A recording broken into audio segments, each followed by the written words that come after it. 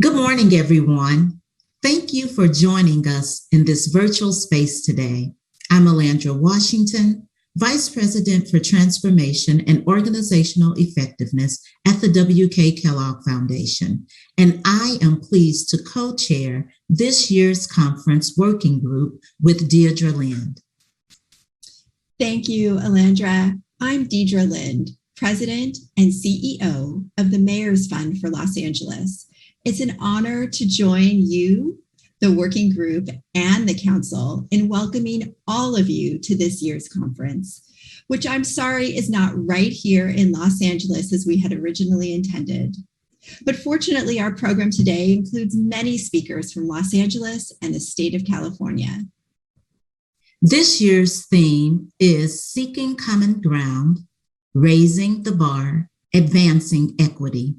What a year it's been.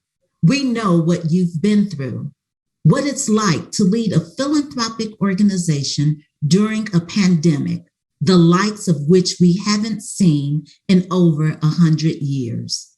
Layered on top are the racial justice uprisings last year in many of our cities and the rise of anti-Asian hate. Our weaknesses, both as a society and as a sector, have been revealed, as well as our strengths fortified. That's right. Philanthropy activated in unique ways over the course of this pandemic, helping communities get through this together.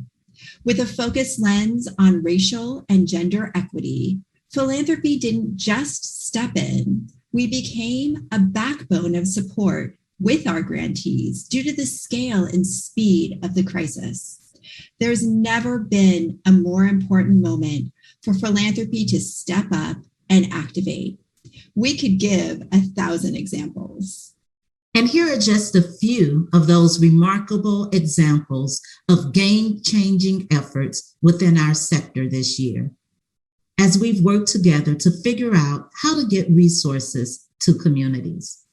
In the early days of the pandemic, many of you joined the Council on Foundation's call to action to loosen grant reporting requirements, adjust timelines, supplement grants where possible, and support unrestricted new grants, including general operating support, to best position grantees to respond to the pandemic. We've seen a rise in critical philanthropic support to increase collective giving, putting resources in the hands of communities who know best what their children and families need. In response to the urgent needs, many foundations made commitments to increase their payout, using innovative means like social bonds to increase capital and get it into the hands of communities. And I am sure there are many more examples from all of our foundations of the transformational work you've all continued to do. We stepped in as a necessary partner with government, moving quickly and directly to support our grantees who were on the ground directly helping those who needed it most. We worked collaboratively, developing new and unprecedented partnerships to reach those across our communities who are most impacted and in crisis. And we learned from each other in how to invest in moving the needle on social justice work, providing direct assistance to those who we may have inadvertently overlooked in the past, who are on the ground and know their communities best. And pooled funds came together more dramatically than ever before, such as for COVID relief and arts programming. Philanthropy continued to play a role to use our resources to take risk by investing in new programs and innovative, urgently needed solutions, such as the guaranteed basic income programs that are now being lifted with CARES Fund dollars and philanthropic resources across Los Angeles. Over the last year, I can truly say I have learned from the power of collaboration even more so when you're dealing with a crisis and how philanthropy continues to play a pivotal leadership role in coming together to make a difference. I can remember being in a funders meeting at the height of the pandemic, and the sentiment of those around the table was, this is no time to bring our philanthropic baggage to the table. We need to make it happen now. People are losing their lives. And just like that, we made the commitment, not 3 or 4 meetings later, but right in that moment. And we here in Los Angeles have been astounded by the sheer volume of donations of compassionate Angelinos who stepped up to give help to others in times of crisis.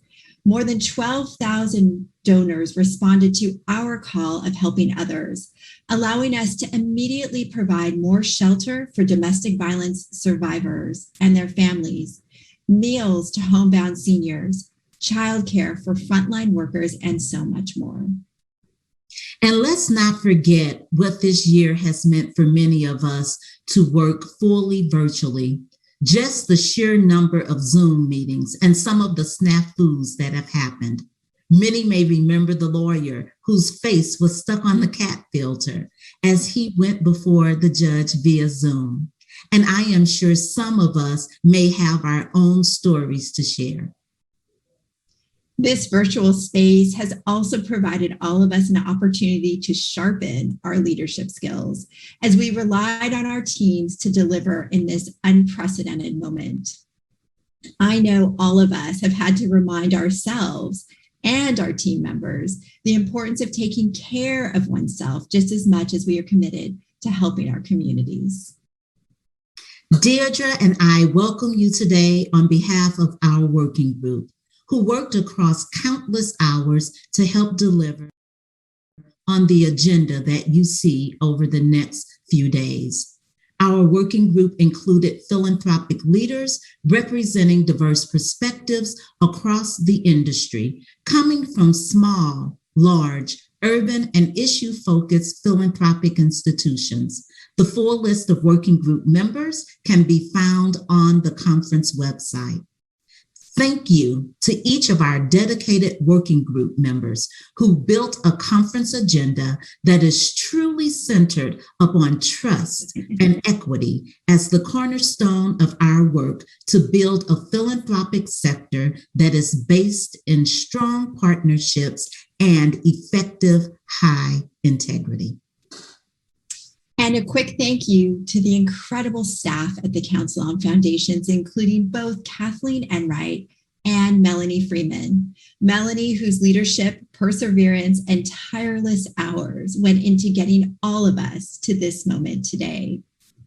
We hope these next few days will leave you inspired and thinking differently about the work, and frankly, a little bit uncomfortable. Leading Together 2021 is not your typical convening. This is a unique moment. As we've seen throughout the pandemic, philanthropy has a unique role. Let's agree to get uncomfortable over the next few days as we think about our work and strive to lead together.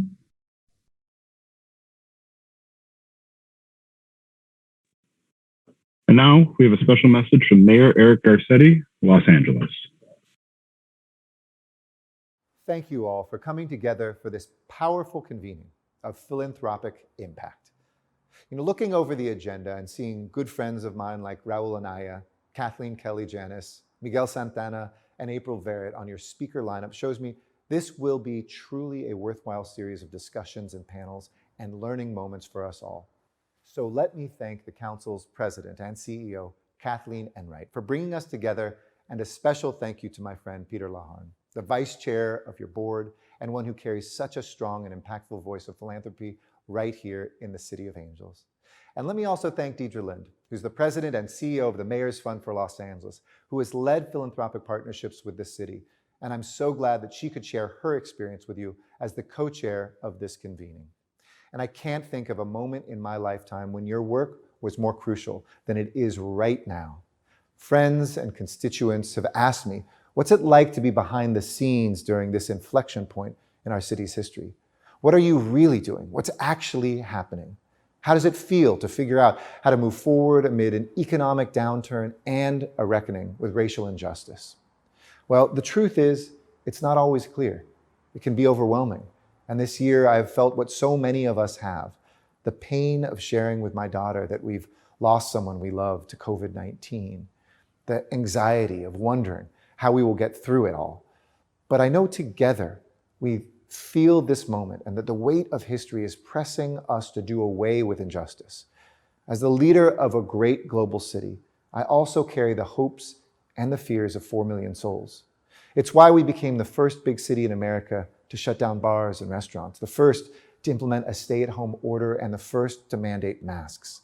There's a time and a place for trial and error, but not when lives are on the line.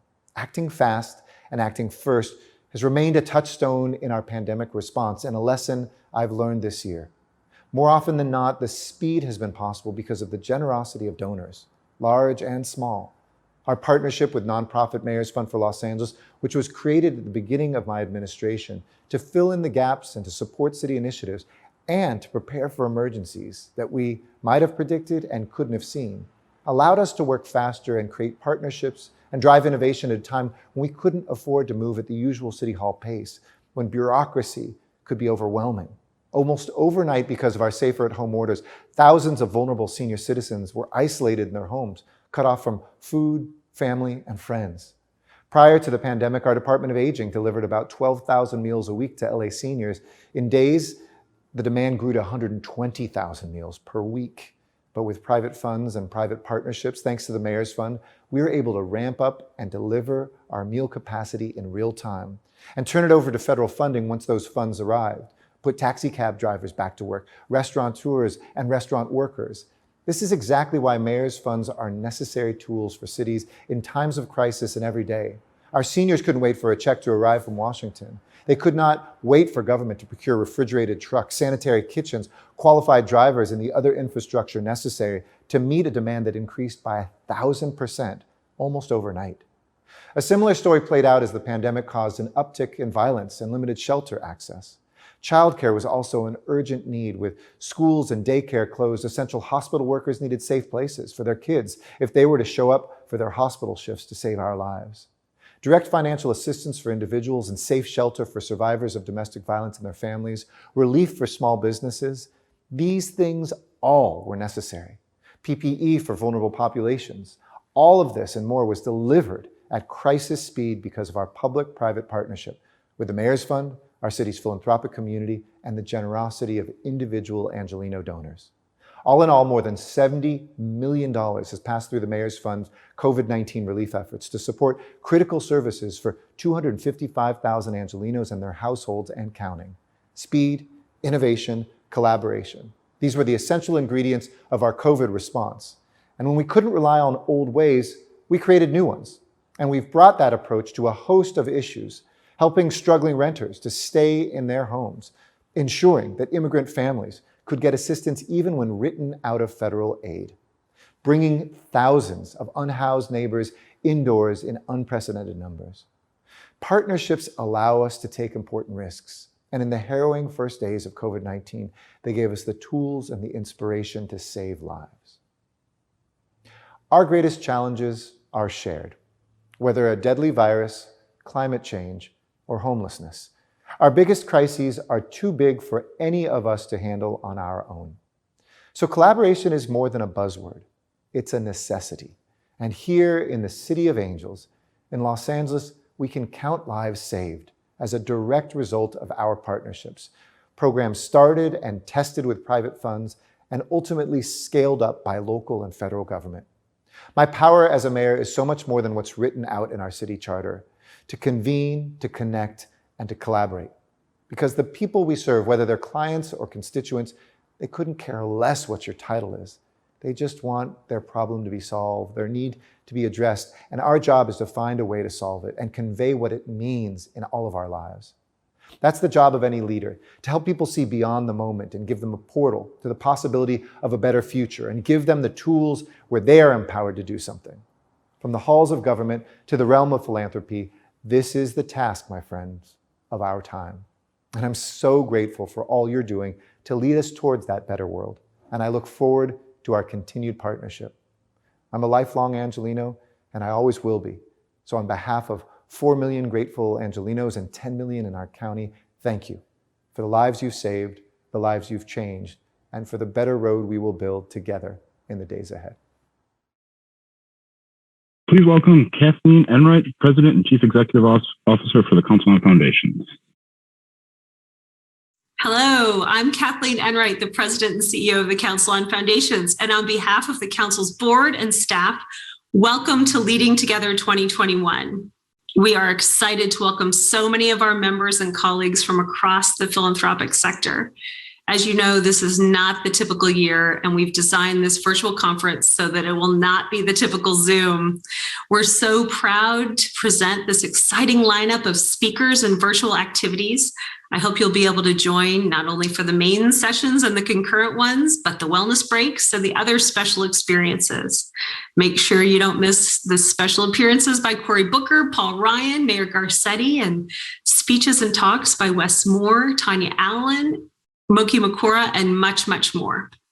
This great programming is thanks to our amazing working group, co-chaired by Deirdre Lind of the Mayor's Fund of Los Angeles and Alondra Washington of the W.K. Kellogg Foundation. That group volunteered their time and expertise to ensure that the program is not only representative of the field, but it showcases groundbreaking and collaborative work that's happening all around us. Leading Together 2021 would not have been possible without our generous and amazing sponsors. So I want to quickly thank them. Thank you to all of our sponsors, including our community partners, the Conrad N. Hilton Foundation, the Knight Foundation, the Walton Family Foundation, and the W.K. Kellogg Foundation. Your generosity is very much appreciated. I also want to acknowledge the Council's Board of Directors. They have provided unwavering support and guidance to me and the team over an unprecedented year and a half. You're going to have the opportunity to meet some of them later in the conference, including our chair, Tanya Allen, our vice chair, Peter Lawhorn, and our treasurer, Juan Martinez, at the very least. I also want to say how appreciative I am of the council staff who are working tirelessly every day, but particularly in the lead up to Leading Together 2021. If we were in person, I'd be asking them to stand and be recognized, but since I can't do that, I want to acknowledge them all, and particularly Melanie Freeman, who has put her heart and soul into this conference and done a terrific job. She is surrounded by a great team and under the leadership of Karan Moody-Harden. Finally, I am thrilled to see so many of you here at this virtual conference, and I hope that you will connect with your colleagues and friends in all the ways possible, and make sure that you ask questions and interact and relax during the wellness break and carry forward the relationships you build here after the conference. I want to turn now to the focus of this year's conference. It's grounded in the principles of trust and equity. Both are essential to forming deep, meaningful relationships and shaping philanthropy's work. The sessions at the conference are meant to challenge us to reflect and think critically about how our organizations can seek common ground, build equity, and raise the bar on our own practices. For those of you who might not know, over the past year, we, with the help of our members and partners and an incredible strategy development committee, the Council has been developing a strategic direction to guide our work over the next 20 years. I encourage you to come to Thursday's town hall session to hear the unveiling of that vision and direction. But as a preview, each of the conference themes play an important role in that new direction. So as a sneak peek, we're going to share a short video on what you can expect. Please enjoy. This is it, a moment of reckoning for our society and our philanthropy, a time to own up to our privilege and power, to let others in and lead together, to lift up big solutions to the world's biggest problems, solutions that move us all forward together. Because the more we put our trust in others, the more they put their trust in us. The stronger our bonds, the greater our impact. Together, making strides, acknowledging missteps, and choosing trust. We can do better, achieve more, and ensure that the greater good is more than a lofty ideal, but something that becomes real in our time. Building trust is a practice realized in community and backed by science. It's about embracing better ways of operating, building common ground with others, and expanding philanthropy's opportunities to thrive. This is the Council on Foundations North Star. Count on us to practice alongside and support you. This is our heartbeat, our strategy for the next 20 years. Trust. Join us. Let's do our part and make it happen together.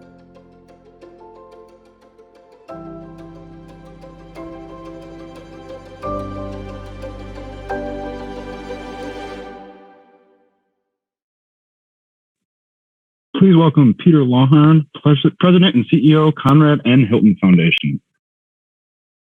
Hello, my name is Peter Lawhorn, and I'm President and CEO of the Conrad N. Hilton Foundation, based in Los Angeles. I also have the honor of serving as the Vice Chair of the Board of the Council on Foundations. As you've just heard, one of the pillars of the Council's new strategic plan is building common ground in order for philanthropy to come together to achieve greater impact. Here at the Council's Leading Together conference, we've put together a series of common ground conversations that challenge philanthropy to bridge divides, explore unlikely partnerships, and engage with different points of view. This first kickoff session focuses on common ground efforts that have taken place here in my city of Los Angeles. As you know, we had originally hoped to be hosting you and Leading Together here this year in the City of Angels. But because of COVID, we are coming directly into your homes. So please get comfortable for what I'm sure will be an amazing conversation. Los Angeles is vast and complex. The County of LA is the largest in the United States, home to more than 10 million people, which is larger than only a handful of states. The City of Los Angeles has a mere 4 million residents and shares the county with 87 other cities, large and small. We're a place of complexity, beautiful weather, amazing diversity, can-do spirit, and very daunting social issues. We have the largest homeless population in the United States. California Community Foundation President Antonia Hernandez likes to speak of Los Angeles as the imperfect paradise. We have a long tradition in Los Angeles of close collaboration within the philanthropic sector. And long before collective impact entered our vocabulary, we saw ourselves as part of the social capital and social glue that helps other larger actors come together, the city, the county, the private sector, nonprofits, and movements to solve social issues. You will hear of one such collaboration today from this terrific panel. I hope they will share not only what worked, but also what to avoid. Our work to press Los Angeles to become a more vibrant, more equitable, less imperfect place has had a great start, but will be a long haul effort. So we invite you to follow along, ask questions, and share suggestions from your own experience along the way. Now, let me introduce the panel. Your moderator will be Monica Lozano, President and CEO of the College Futures Foundation. And the speakers will be Raul Anaya, who is President of Business Banking and of Greater Los Angeles at Bank of America. Kathleen Kelly-Janis, Senior Advisor on Social Innovation, the Office of California Governor Gavin Newsom. Miguel Santana, the President of the Weingart Foundation. And April Verrett, the President of the Service Employees International Union, SEIU, Local 2015. It'll be a great panel. So Monica, over to you, and thanks. Good morning, everyone, and welcome to the opening plenary of this year's conference, A Better Path Forward, Unlikely Partnerships for the Greater Good. I'm Monica Lozano, President of College Futures Foundation, and your moderator for today. First, I want to start by thanking all of the opening speakers, especially my mayor, Eric Garcetti, the Conrad Hilton Foundation, and Peter Lawhorn, and I especially want to thank Kathleen and Melanie Freeman from the Council on Foundations and the entire team for organizing this event and for challenging us to think boldly about leading together into a better future. This morning, we will explore what it takes to arrive at that shared vision for a better path forward, one that centers equity, that's based on a common purpose is in service of collaboration that uplifts and honors lived experiences, that reinforces trust and partnership across communities, and that is sustainable over time. These past 16 months has served as a stark reminder that this is our work. It's not enough to say that we cannot return to the pre-pandemic status quo. This is the time to seek transformative change, to both reimagine and then reinvent a society that we so desire, one that's more just, more equitable, and provides real opportunity for all. For some time, we've talked about how we need cross-sector collaboration, that one sector can't do it all. And today we have an opportunity to hear from and learn from a group of individuals who are doing it at scale in one of the largest, most diverse regions in the country, Los Angeles, in the largest and most diverse state in the country, California. These individuals and their organizations have gone beyond signing statements about equity, anti-Black racism, anti-Asian hate. They have actually set forth a blueprint for real systems change, to dismantle the institutions and policies that have perpetuated institutional racism. And they have done it in the spirit of true collaboration between business and labor, the public sector and philanthropy, with community-based, people of color-led nonprofit organizations. So let me introduce our panelists and hear how they did it and lessons learned. April Verrett is president of SEIU Local 2015, California's largest union, representing over 400,000 home care and nursing home workers throughout California. She's also a member of the Committee for Greater Los Angeles and co-chairs their Black Action Team. Kathleen Kelly Janis. Kathleen is Senior Advisor on Social Innovation for Governor Newsom. She's a very strong liaison to philanthropy and an architect of many innovative public-private partnerships across the state. Miguel Santana is president of the Weingart Foundation, a private grant-making foundation that partners with communities across Southern California to advance racial, social, and economic justice for all, and is chair of the Committee for Greater Los Angeles. And Raul Anaya, president of business banking for Bank of America, and is the market president for Los Angeles. He is also chair of the Los Angeles Chamber of Commerce and a member of the Committee for Greater Los Angeles. So let me get started by turning it over to Miguel to help set the table a bit for our audience. Tell us about the origins of the Committee for Greater Los Angeles. What was the intent, and how do you think you came together to maximize the outcomes that you so desired? Well, good morning, Monica and everyone. The Committee for Greater Los Angeles really came out of philanthropy at the eve of the shutdown that the mayor referenced. Some of the largest foundations based in Los Angeles decided it was time to do a deep dive and really look at the inequities that were going to clearly surface during the course of the pandemic.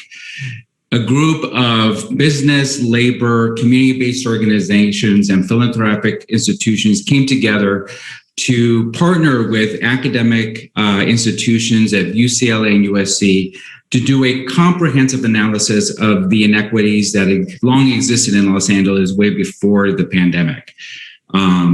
Together, we issued a report in September that looked at everything from healthcare and employment, broadband access, anti-Black racism, and of course, homelessness. And our mantra was not to build the Los Angeles that existed during that pandemic, but really to take this opportunity in this crisis to recreate Los Angeles and really start dealing with some of the systemic issues of inequity that have been in existence for many years. So, Miguel, I could toss this to you, but also April and Raul, who are part of the Committee for Greater LA.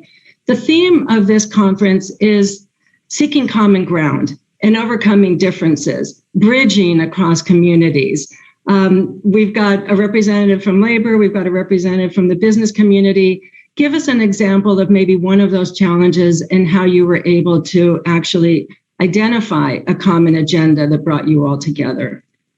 April, I'll start with you. Sure, thanks. And I just want to thank everyone for inviting me to be here for this really important conversation.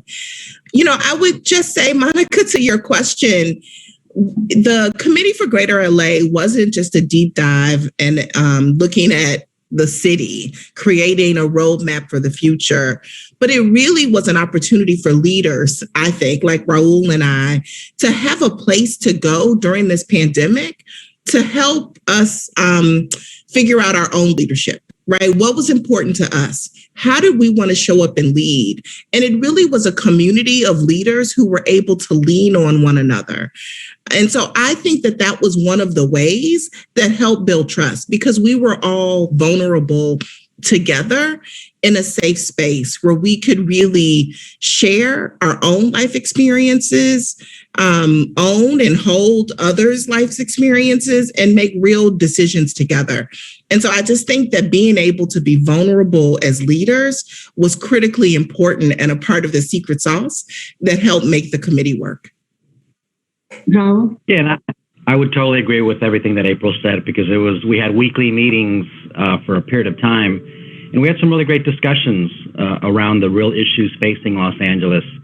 And you know, clearly most people would think that business and labor are at opposite ends of the table, but during the time that we were all together kind of brainstorming on different ways to approach the issues facing Los Angeles, you know, we put our, you know, historical, you know, differences aside and said, okay, we all have to be part of the solution. So it was great to be part of something that was, quite frankly, magical, because we had academia there, we had government, we had philanthropy, we had labor, and of course, you know, in my role representing, you know, business, not just as a large employer in Los Angeles with close to 7,000 employees, but also from a timing perspective, it kind of worked out pretty well, because I was going to start serving as chair of the LA Area Chamber of Commerce, which is the largest, oldest business organization. So it was good to have all these different unique voices come together to come up with the report that, quite frankly, was a great way to deal on a balanced approach, taking all facets under consideration, with solutions that I think are workable and something that we're in the process of implementing today. Monica, if I could add, I think an important thing that happened is, I think both Raul and April mentioned it, we were all experiencing this pandemic together, but we were also experiencing the racial reckoning that also occurred. And I think that it was a space where we could have an honest conversation about race. We could talk about how it's so relevant to the work that we're doing.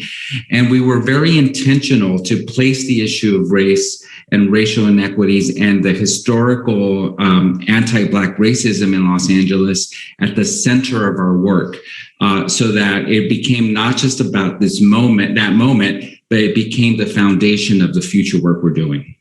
You know, Kathleen, I'm going to bring you in just 1 minute, but I wanted to pick up on that, Miguel, because having honest conversations among individuals that don't necessarily know each other, work together, is very difficult. And any of us who are doing that kind of work inside our own foundations understand how difficult that is. April, I wanted to ask you, because we don't typically identify the Black community in Los Angeles as a priority community. It's a majority Latino city. And yet out of this report, we have identified and lifted the Black experience as something that is now one of the priorities of this effort. Can you talk about how that happened and where you see that going, not just in terms of the focus on the LA Black community, but also the bridging into other communities and how we bring all of us together around a shared agenda? Certainly. The work of the Committee for Greater LA was rooted in data, right? We came together for these weekly meetings and we looked at data and the truth about it, right? From everything from housing and homelessness, mass incarceration, education, healthcare and health outcomes. And in every conversation we had, Black folk were faring the worst in the city of Los Angeles. And then the George Floyd moment happened. And so what we had was like this really heavy data, and then the reality of the world that we all were living in. And it just created a moment where we just said, look, if we don't center for those of us that are faring the worst, we aren't going to solve for all of us. And so, Monica, you're absolutely right. Black Los Angelenos, Blacks in California, right, are not the center of many conversations when we seek to solve for the problem. But that is what equity really is, in my opinion, right? It is solving for those who are faring the worst. And so the Committee for Greater LA is seeking to really not just use equity as a buzzword, but how do we really practice equity? And we are saying if we center on Black people, if we create solutions that are targeted toward the Black community, we will, in essence, solve for all of us, because it gets to the deepest root of the problem. It's not just applying a Band-Aid, but it's really figuring out how do we solve problems. And I promise you, and I'll say it again because it bears repeating, if you solve for Black folks in Los Angeles, you're going to solve for Latinos, you're going to solve for API, you're going to solve for Native, you're going to solve for white. It really solves the issues that are prevalent in our society amongst poor people and people of color. So Kathleen, you work at a very different level. You're in the governor's office. You're looking across the entire state. I want to pick up on the theme, the strategic theme of the Council on Foundations, which is now their North Star, and that's trust. And as you do your work and you think about an office like yours, how do you go beyond stitching together projects that are supported by philanthropy or the business community to really build that kind of lasting trust that sits at the intersection of local communities and their regional partners, so that it doesn't depend on a governor's office and is actually, deeply rooted in community? Can you talk about how you think about trust and building lasting relationships out of an office like the one that you run? Absolutely. Well, as the lead on public-private partnerships for Governor Newsom, I couldn't agree more with this idea that partnership is really built on the foundation of trust that April, Raul, and Miguel have all spoken of. And I think today is a big day in California. It's our reopening day after over a year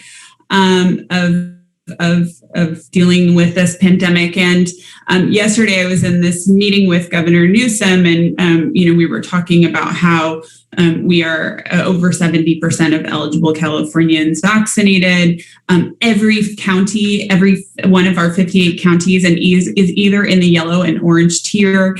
And someone said, "Wow, you couldn't make this up. We did it right on June 15th." And the governor said, "No, this is not a coincidence. This is the result of all of us working hard together."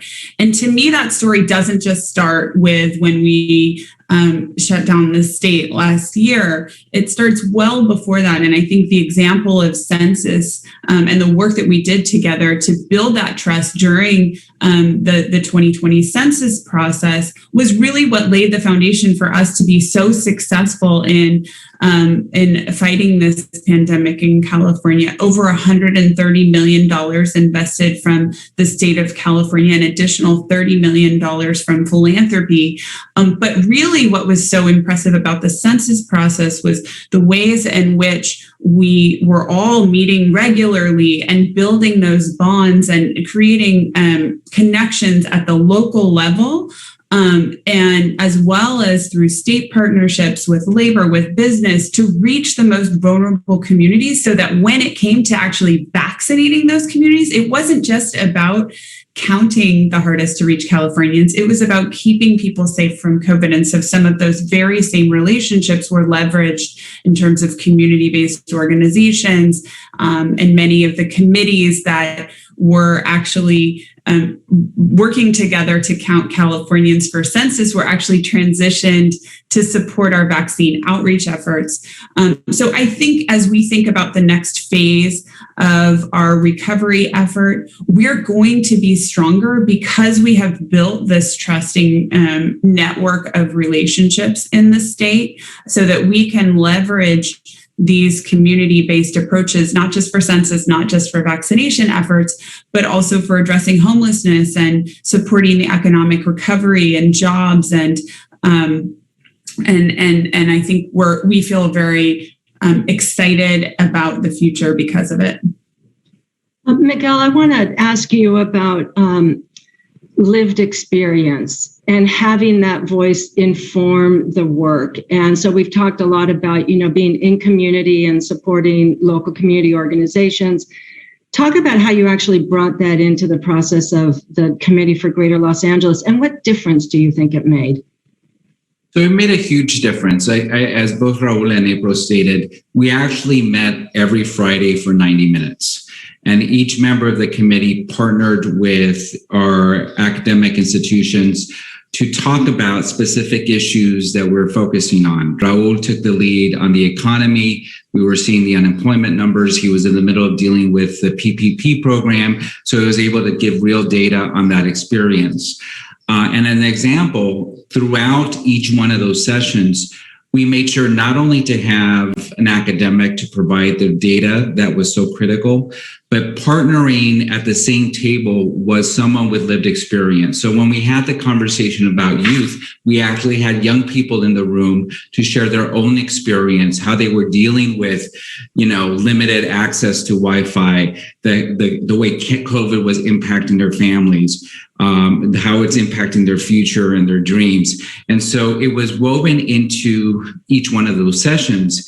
In addition to that, we actually had focus groups with individuals who were experiencing homelessness, or folks in the Black community, immigrants, both in different languages, so that we incorporated the lived experience as an important and very relevant part of the analysis. We wanted it to speak to our own families, to our own parents, to our own community. So it had to be grounded in the way people were experiencing this moment in a very tangible way. Raul, a question for you about the business community. And you and I have talked over the years that Los Angeles has a very robust set of actors, coalitions that do this work to really address some of the social issues. Business has not typically been at that table, has not necessarily seen it in their best interest to engage on these issues, and yet you've been able to turn that around. Tell me how you brought business in and their commitment to these long-term social issues that would advance equity for all. Yeah, you're exactly right, Monica. Just LA is so diverse around industry, around geography, around types of businesses that, there are many companies that just have historically not been civically engaged for their own reasons, right? They're busy running companies, dealing with some of the industry issues. And I think because of the pandemic, it just changed everything. There's no playbook involved here. All of a sudden, the entire business community, for the most part, was shut down for the health and safety of their employees. Businesses had to lock down. So I think it was a tipping point in many respects because, this was something that had never been experienced in 100 years. While at the same time that the pandemic was, unraveling, so to speak, throughout the LA community, there's some real issues that were exposed and were written about. And so with the Committee for Greater LA, really talking about the real issues, the disparities that were revealed because of the pandemic, it was much easier for me to talk to business clients, to talk to the board of the LA Chamber and say, we have an opportunity of reimagining LA in a different way, in a better way. And so this is our opportunity to do that. And so I've been invited as chair of the LA Area Chamber of Commerce. I invited Miguel and a couple of other members of the Committee for Greater LA to come speak to the executive committee of the LA Area Chamber of Commerce and to the board. And they've done that a couple of times. And, how I position this is, explaining the why is, look, all of us as business leaders, as representatives of the business community, that 10-year-old today that's in fifth grade that is having challenges learning because he or she doesn't have access to Wi-Fi, or has a family member or the entire family that's ill, that most happen to be people of color, whether it's Black, African American, Latino. 10 years from now, the business community, all of us, are going to be relying on that individual or that group of individuals as our employees. Conversely, there are large pockets of the Latino community and Black African American community and just communities of color in LA that are going to continue to be falling behind on different aspects. And those are going to be the consumers of our products, of our services. And so, when you look at all of that, it was talking to the business community about how we have to be part of the solution. We cannot let others engage. We have to be part of that solution, engage, work with philanthropy, work with labor, work with government to come and reimagine LA. Quite frankly, the issues that were brought up by the Committee for Greater LA it's a great blueprint to start the discussion and to discuss the way to move forward. So I'm going to ask a question about how does this go from being a report and the work of, well-minded individuals to something that's sustainable? And I see, Miguel, you just came off mute, but I'm actually going to ask April for you and a group of partners were able to influence the mayor's budget to actually identify and prioritize some of these strategic issues. And Kathleen, I also want to ask you, after April, how did this inform the governor's long-term thinking about resources and ensuring that equity doesn't exist with philanthropy, but is actually also owned by the state at that level? So, and then Miguel, I'll come to you to ask questions about how you resource this. April? Sure. Really proud to be a part of the Make LA Whole coalition, and really proud of the support that we were able to gain from our philanthropic partners to support the effort in the state. But it was because of the experience, in part with the Committee for Greater LA, the Black Action Team, which has grown out of it. Another one of our steering committee members who is with the Brotherhood Crusade, Sharice Berman Weaver, Alberto Ratana from the Community Coalition, and Araya Montez Rodriguez, as well as Maria Brenes with the Inner City Struggle, came together when we knew that there was going to be, billions of dollars available to our city and in our state and federal resources. Said, look, we want to influence this, right? We had the roadmap from the Committee of Greater LA, and many of the themes from that appeared in a very concrete proposal that we put forward to the mayor's office to make sure that those funds were invested in an equitable way. Again, we can't just say we want it different. The status quo isn't good enough without setting forth real policy to make that happen. And so we came together with a smart plan, and we had some key strategic advisors with us along the way, and really, work with the mayor's office and with members of the city council, the council president, to win $170 million in additional funding that really go to the heart of equity. And I know you're going to go to Kathleen next, but I'll just say I was also a member, along with you, Monica, Manuel Pastor, who was a key part of the Committee for Greater LA, and others, with the governor's task force for the recovery. And it was so much of what I learned and experienced with the Committee for Greater LA that influenced how I showed up with the governor's task force. And so this is an ecosystem, right? The state of California goes as LA goes. LA goes as the state of California goes. Kathleen, you want to jump in? Yeah, I'm so glad you mentioned the task force, April. Of course, that was such a critical committee that was, again, building trust and helping to develop the relationships that could lay the foundation for our recovery. And I think if you look in the governor's revised budget from May, of course, still coming together in the final days of budget negotiations, but the governor always says a budget is a reflection of values, and the value that is front and center in the governor's proposed budget is equity, whether it is the Golden State stimulus, making sure that we're putting money back in the pockets of Californians, or the investments, the $8.75 billion investment in HomeKey to purchase housing for homeless Californians, which I know homelessness was a big focus of the final report of the Committee for Greater LA. You can see the ways in which these themes are woven throughout the budget, and ultimately the final implementation of this will happen at the local level. The foundation that has been laid through public-private partnerships with philanthropy will provide the basis for a model that we can then bring to scale with this state budget. I think HomeKey is a great example of that, a public-private partnership we launched last year with Kaiser Permanente and with Blue Shield of California to provide operating subsidies with the money that the state used to purchase over 6,000 units, and a model that has been successfully rolled out throughout the country and is going to be replicated again in this year's budget.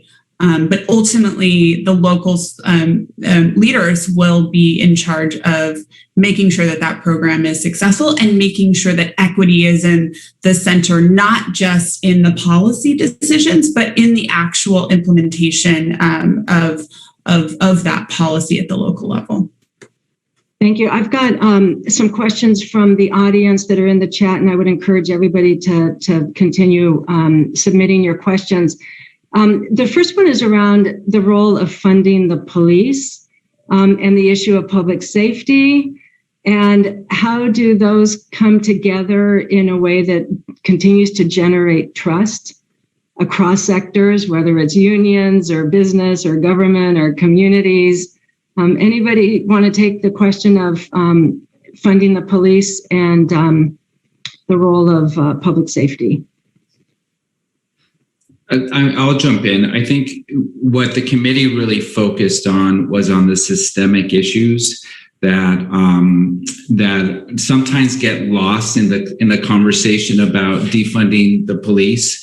There are underlying issues that long existed before this specific conversation, and so we really try to focus on those issues that create the inequities in policing. But as April pointed out, in the context of the city's budget, I think what happened there is that when you raise the systemic issues, those issues get prioritized and get invested in, so that there's an opportunity to really move the needle when it comes to some of the underlying issues that exist. Miguel, you and I were talking about, were there any subjects that were off the table? Did the committee say, these are hard, they're intractable, we're not going to find common ground, so let's just not go there?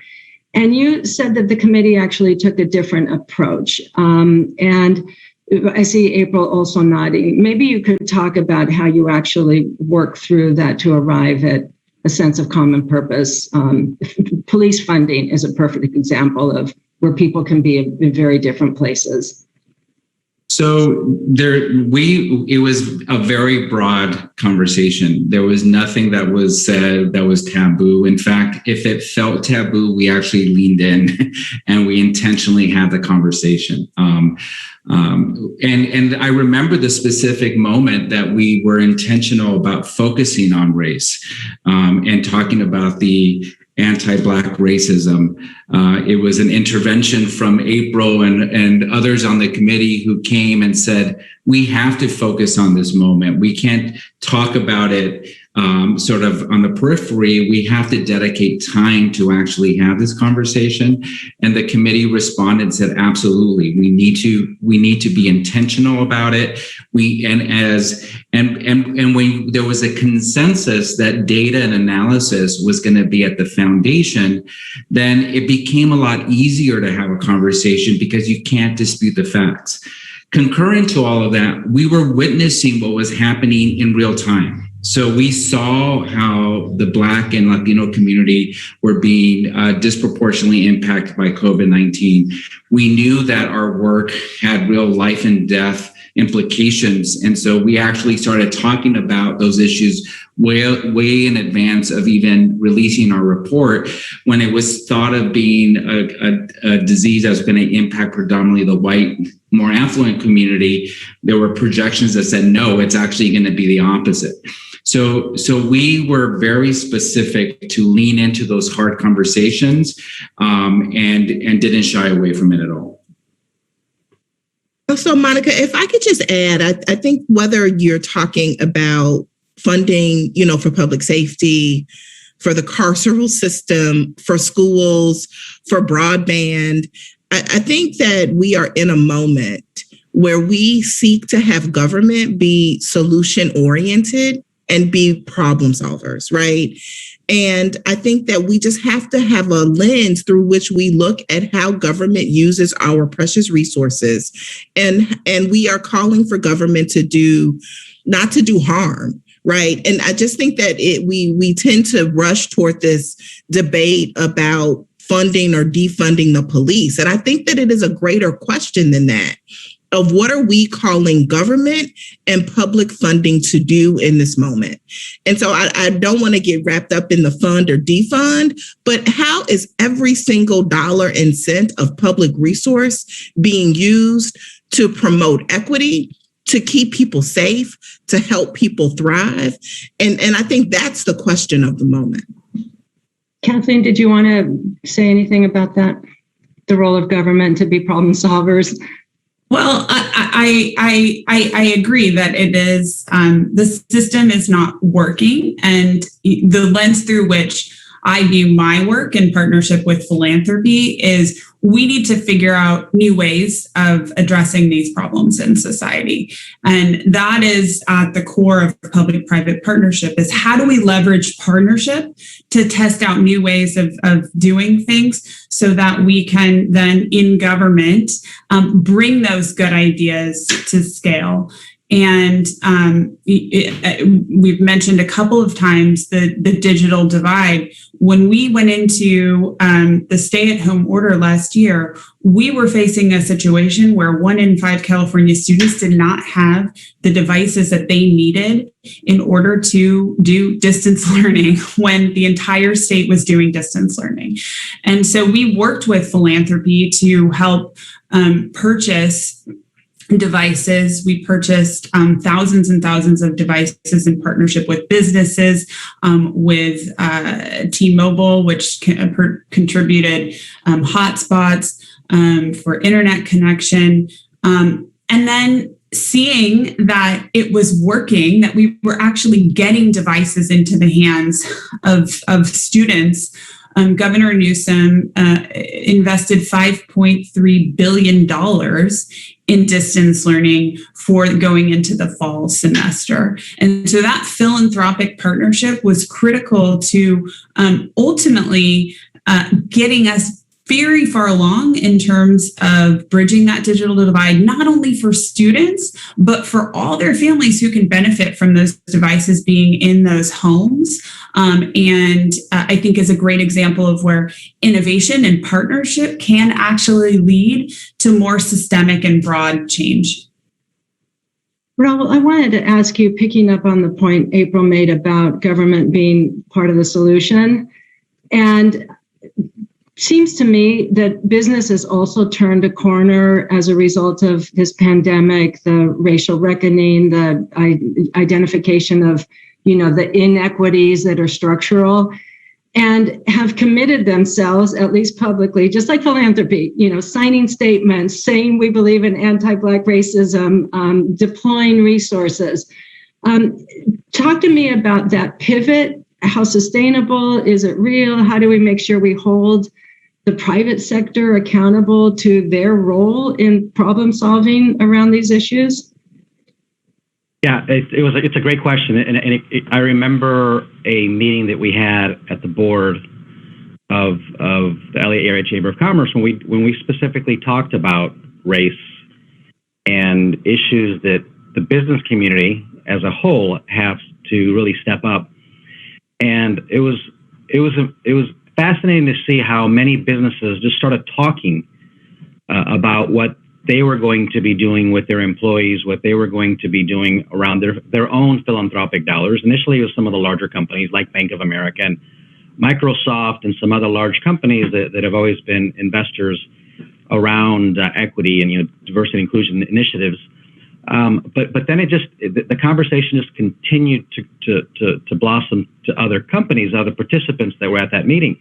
And so that was kind of an aha moment, I guess, for me, which caused me, I was not chair yet, which caused me really to focus and really talk to the leadership of the LA Area Chamber of Commerce about weaving in an equitable solution as we reimagine LA. And quite frankly, it's very consistent with the mission of the LA Area Chamber of Commerce. So it's consistent with that, which is a thriving region for all, meaning all regions, regardless of geography, regardless of race, regardless of company size, we all have to be benefiting from reimagining LA, but with a specific focus around equity. So in the chat, there's a couple of questions. I know we're just over 5 minutes from closing. One is about a focus not just on communities of color, low-income communities, but the disabled community. And did that come up in either the work of the Committee for Greater Los Angeles as a focal point? And Kathleen, maybe there's some examples where the state has worked with the disabled community. So we talked about a number of issues, and obviously the disabled community was also significantly impacted by the pandemic. And so it was woven throughout the report in ways that we wanted to lift up recommendations to specifically support that community. Okay. And I'll just add briefly, Monica, the Black Action Team, which I chair, an offshoot of the Committee for Greater LA, just this past week, did a conversation about not just behavioral and mental health, but also intellectual and physical disabilities, and how that population of folks show up in Black Los Angeles. And so we will definitely take that into consideration as we put forth our report coming in August. Kathleen? Yeah, and I can just add that I think, like so many of the issues that we're talking about, the report itself, which was inspired by this COVID moment, COVID has laid bare, as we know, inequities across the board, and for the disabled community in particular, I think we saw during the period of prioritization for vaccinations, where the state did in fact prioritize the disabled community for early vaccinations when they weren't as widely available. I think it's a great example of where hearing voices and including voices as part of, for example, our Community Vaccine Advisory Committee, which was truly hearing where the needs of the community lied, was a beautiful process that we can emulate in so many other ways that disabled people are disproportionately impacted by other issues we face in the state. Great, thank you. So Miguel, one of the questions, and I will ask you to address this one, which is sort of the nuts and bolts of the process for your committee. How is it sustained? How is it resourced? What kind of infrastructure did you have? And you made a very interesting comment about what you opted to not do, as well as what you opted to do. So maybe you can talk to that. So this is really a project that came out of philanthropy. And the reality is if philanthropy and the business community didn't support this work, it wouldn't be in existence. We were very intentional not to create another 501c3, another organization. We wanted the work to be focused on the work and not on ourselves. And so we, at the same time, we all had day jobs. You know, we were all dealing with the pandemic. We were all, you know, figuring out how to keep ourselves safe, how to keep our families safe, our employees safe, and dealing with, you know, all of those issues. So we were tasked in terms of our own individual resources. So we brought in a group of consultants that really acted and continue to act as the backbone to make sure that we're organized, make sure that we have agendas, make sure that we're connected to our academic institutions. We contracted with academic institutions to round the work. So there isn't a single employee that's part of the Committee for Greater LA. And we partnered with Southern California grant makers, which acts as a fiscal agent. So that model continues today. We were very intentional to decide that after we released the report that we wanted to continue moving forward, not create a 501c3, but continue to use this framework. And there are 4 big areas that we're focusing on. The Black experience in Los Angeles, which April is chairing, that has 30 African-American leaders from throughout the region using the model of the committee to support research that's being done by academic partners. Looking at broadband access as a civil right in California, and how do you create a movement around that? Again, supported by academic partners, in this case with HRNA. Looking at the nonprofit sector and how can government support the nonprofit sector? And of course, looking at homelessness on a systemic level. How do we build greater accountability for the long term, not just come up with quick fixes? Thanks, Miguel. And someone's asking for a link, and if you don't mind, it's beyond my capacity to go search it right now, so maybe you can drop it into the chat. Kathleen, one last question for you. You are an office within the office of the governor, and we heard earlier from Deidre and the Mayor's Fund. In terms of sustainability for this work, a last comment about how important it is to actually have that sort of infrastructure or backbone. Yeah, I couldn't believe more in the role that so many folks around the country, like Deidre, like the Office of the Foundation Liaison in Michigan, Karen Eastman, myself, Kathleen, Kelly Janis in California, are playing in developing these partnerships. And really, the way that I view my role in the governor's office is as a translator and as a matchmaker. Folks in government are not always used to working with the philanthropic community. The philanthropic community doesn't always know how to engage with government.